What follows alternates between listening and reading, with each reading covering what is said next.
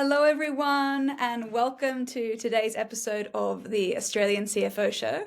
I'm extremely pleased to have Bridgette from Edrolo joining us. So, welcome, Bridgette. Thank you. Nice to be here. I would like to thank our sponsor for this episode. So, that is Wheel, Australia's leading spend management system. So, Bridgette, let's jump into it. I'm keen to understand, a lot about what you do and, your career to date. So, let's get started. Um, Perhaps you can, give us a bit of an outline of your career to date. Yeah, of course. So I started off in financial audit and worked with William Buck for about 4.5 years. I loved working in audit, contrary to probably a lot of people out there. I was about Um, to say, I don't think I've ever heard anyone ever say that, but good for yeah, you. yeah, I know. There's got to be like some audit is all right, right? Yeah, I really enjoyed the challenges and the variety of it. But after 4.5 years of quite long hours, I was ready to kind of move on to the next step, which was kind of going into industry. And when I was kind of looking at what role I wanted to work in, I really wanted something that was kind of broad. So I'd be picking up a few more skills than what I already had, which were all obviously very heavily focused on technical accounting and that kind of thing. And I also wanted to work for an organization that was basically doing really good things, where I had a strong mission alignment to them as well. So found the perfect role at Edrolo, which has been a finance associate and finance lead role. So basically, kind of starting to build up the function there. I was the first dedicated finance hire there and worked quite closely with head of ops and there's two co-founders now, but three at the time when I joined, to kind of really just start getting some controls and processes in place and getting us ready for audit, as well as kind of just encouraging some more financial discipline across the org, Mm. just getting in those key processes and controls that you kind of need to keep the wheels on and keep moving. Mm. And yeah, I've kind of grown with the role and look forward to kind of continuing to grow with the role over the coming months and coming years. And for those tuning in that aren't familiar with Edrolo, could you give us a little overview of it? Yeah, of course. So we are an edtech offering resources to secondary school students across Australia. So we've always kind of done years 11 and 12, and we're just Mm. branching into that 7 to 10 market now, which has been, a pretty big jump as well. So getting to know, I know the sales team have been working very hard with teachers at the moment coming out of COVID. It's been, super hard to kind of get in the door and kind of chat to those teachers, understand what the key issues are, and work with them to, identify the solution that's going to work for them, and enable them to do their best work as well. Mm. And what was sort of, I guess, the biggest challenge joining a company as the first finance lead? I'm sure there's multiple challenges. Yeah, where do I start?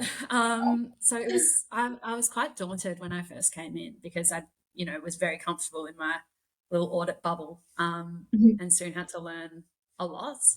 Um, Basically, I think the biggest challenge for me coming in was almost forgetting what I already knew in a way, to Mm. rewrite the rules a little bit. So I think, particularly working in public practice, you know what best practice is, and you know what it should look like, and it's very easy to go and tell your clients to do that.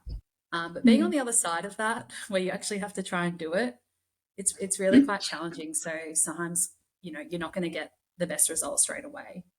Doing kind of Mm. small iterative steps to eventually get to the best result is the way to go. Um, that was probably the biggest challenge for me, was kind of just realizing that even though we think it's pretty easy to make the recommendations on on the audit side or whatever, when you're on the other side of that information of that advice, it's really hard to actually enact that and kind of Mm. do it. So yeah, that was the biggest challenge, as well as building out models myself. Like, I'd never had to do that before in my Mm. prior role. It was kind of, I can audit roles and Mhm. audit work papers, sorry, and review them and do some tests of assumptions and that kind of thing. But actually, going and building a full cash flow forecast myself, Mm. I found that really quite daunting at first. But Yeah. now it's literally part of my day to day. So yeah, it's been a very Wow. steep learning curve, but a really great one. And have you found, did you find a mentor or did you just do a lot of online research? How have you found sort of support in those roles or those tasks when you felt, pretty alone? Yeah, like we've got, even though I'm the only finance person, all of our founders are incredibly like finance savvy. They like, all have strong finance backgrounds, as does as does the head of ops as well. So I was able to bounce a lot off them and their Hmm. expertise, and kind of looking more broadly within the org. A lot of the senior management team runs some pretty complex models as well. So there's definitely plenty of people available within Edrolo to help. Alongside that, I've still got connections from my prior role as well that I reach out to Mm. from time to time, as well as prior clients as well that I used to work closely with. Working there for 5 years and seeing them almost more than I saw my own team. You build those relationships where you can just easily ask those questions. So yeah, I don't have a formal mentor at the moment, but Mhm. definitely always leaning into people for their ideas. And even Mhm. within the finance and tech community, I find that really useful to Mm. just throw an idea out there, and all of a sudden you've got 5 or 6 different perspectives from people working in very different industries as well. Yeah, absolutely. Yeah, it's a pretty active community. It's good to see, Yeah. particularly for, tech and for startups where there really isn't sort of a rule book, or there's not, as you sort of said before, that Mm, sort of guidelines or best practice, but it's so nuanced in every startup that you're in. exactly. Yeah. Uh, do you have any, I guess, CFOs that you look up to or you think they're doing great things? I'm not going to name any names. I guess I've worked with a lot across the years and seen some that have been awesome that I've learned a lot from. Mhm. Um, and on the other hand, I've learned, maybe on the other side of things, seen, what's not necessarily best. And I think Mm. for me, not necessarily CFOs, but even from within our own leadership at Edrolo, seeing Mm. 3 very different leaders kind of Mm. take the company from, 10 years ago, a very, very small baby startup, up to where we are now with, Mm. nearly 200 employees, and reach out to the rest of Australia. Um, I, I don't know how they've done it, but their Mm. leadership styles are also different, but very effective as well. Mm. And that's where I've, learnt a lot from, as well as, previously working with a very diverse group of directors as well, Mm. within William Buck. So learning different leadership styles and getting that mentorship as well there. Mm. Yeah, that's been probably my experience so far. 200 employees and you're still the only, I guess, primarily finance. That's amazing. Yeah, we have some great partners we work with externally, so Mhm. accounting, bookkeeping staff. Yeah. And I do have a junior finance analyst as well, Tal, that I work with very closely. But Yeah. yeah, it's definitely busy all of the time. And can you talk me through your tech stack at Edrolo? Your So finance tech stack, sorry. so within finance, ERP is Zero, so Mhm. everything kind of spins off that. We use Medano, which plugs into Excel. So we work closely with Rabbit Insights, who've helped us a lot with kind of customizing it. Ah, Yeah, so with John, yeah. um, actually working now with him right now to build up, keep developing our current one. Oh, Um, great.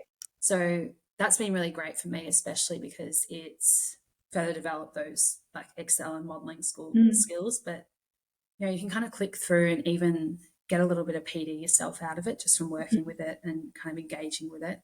Mm. I do really like some of the other platforms out there, kind of like Fathom, Mm. but found that after looking at a lot of them, sometimes a spreadsheet is really where you can get that development, but also it's got everything you need in it as well, and you Mm. can kind of go super super detailed, or Mm.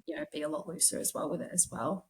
Mm. Um, we also, as an organisation, use Sheets a lot, so Mm. basically everything lives there, um, which is great on one hand, but sometimes when your import ranges are breaking, Yeah. you're ready to throw your laptop out the window.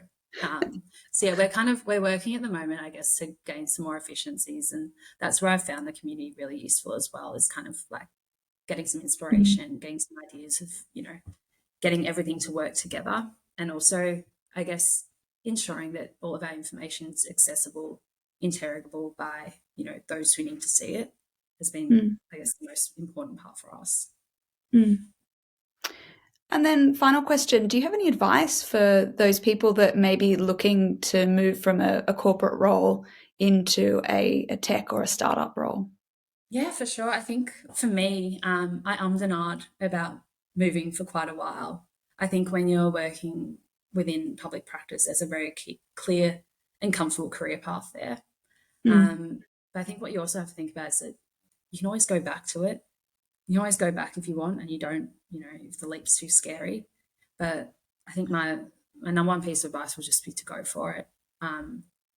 There's certain skills out there that you just won't learn until you're out there doing it for yourself. Mm. And I think anyone looking to make that move should just go for it. Really, just leap into it. I think Nike might have like something along those lines about a just do it Yeah, phrase. So I think you're really onto something with that I one. know. Yeah, I Awesome. think like it's scary. I think like especially if you're coming, if you're a few years out of uni as well, and it's only going Yeah. to be your second role, but you don't learn unless you kind of just bite the bullet and do it. So Mm. Yeah, I was speaking to Alexi, who he's worked at Koala, Canva, and founded Eucalyptus. Very impressive, I guess, range. And he was saying that he's like, you just got to jump into it. It's like, and you'll either love it or you'll go back to what you previously were doing. And exactly. he said, it does get easier. In your second or your third startup, you're like, I've seen this before. I know the process. 100%. Like I know if I went to a different startup now, maybe a much smaller one, I would be 100 times more confident and comfortable with Mm. what I was doing than when I first joined Edrolo. Because it was Mm. daunting at first, but you're only going to learn by doing and repetition as well. So Yeah, yeah, absolutely. Well, Bridgette, again, thank you so much for joining us. I yeah. really appreciate it, and I also appreciate the color coordination with your Just for beautiful you. tree. Usually I'm in traffic, so That's awesome. All right, well, good luck with the rest of the week, and thank you. I will speak to you Likewise. soon. Sounds good. Bye. Bye, Adriana.